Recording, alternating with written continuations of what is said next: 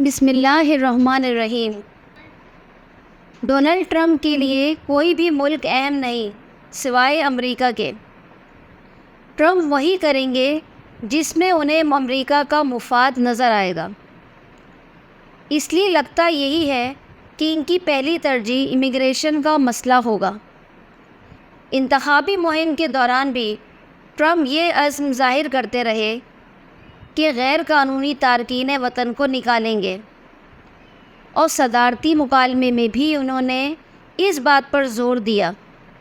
یوں ٹرمپ کے آنے سے ایک تو امریکہ میں پناہ لینے کا رجحان کم ہوگا، اور دوسرا وہاں پر غیر قانونی طور پر مقیم لوگوں کا جینا محال ہو جائے گا۔ بیرونی محاذ پر ان کی ترجیح چین ہے۔ ٹرمپ چین کا راستہ روکنے کے لیے جو کچھ کر سکتے ہیں کریں گے۔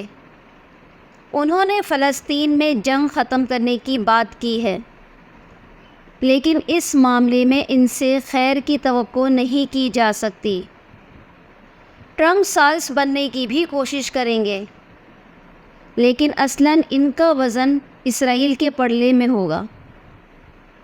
اپنے پہلے دور صدارت میں ٹرمپ امریکی سفارت خانہ یروشلم منتقل کرنے کا فیصلہ کر چکے تھے، جبکہ ان کا داماد جیریڈ کشنر بھی کٹر صہیونی ہے۔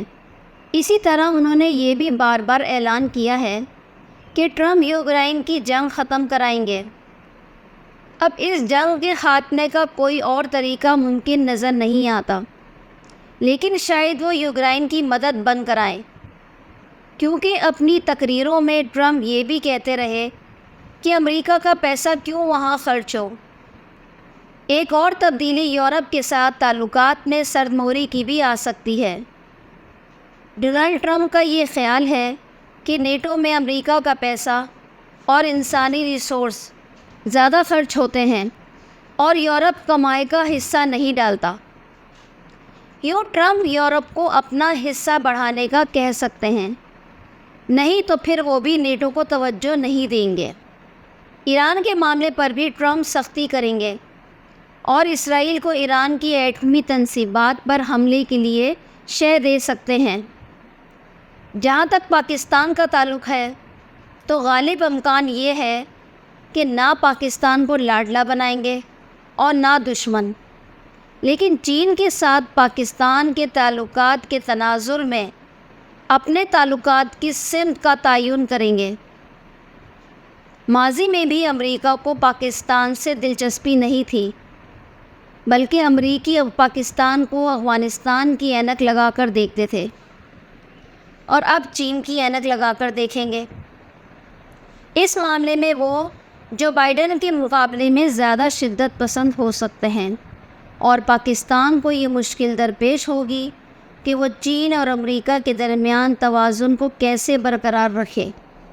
ایک سوال جو اس وقت غیر سنجیدہ حلقوں میں زیر بحث ہے کہ کیا ٹرمپ عمران خان کی رہائی کے لیے دباؤ ڈالیں گے یا نہیں، تو اس سے متعلق گزارش یہ ہے کہ بلا شبہ زلفی بخاری کا ڈونلڈ ٹرمپ کے داماد کے ساتھ رابطہ ہے، اور وہ ان کے ذریعے ڈونلڈ ٹرمپ کے کان میں بات ڈال سکتے ہیں۔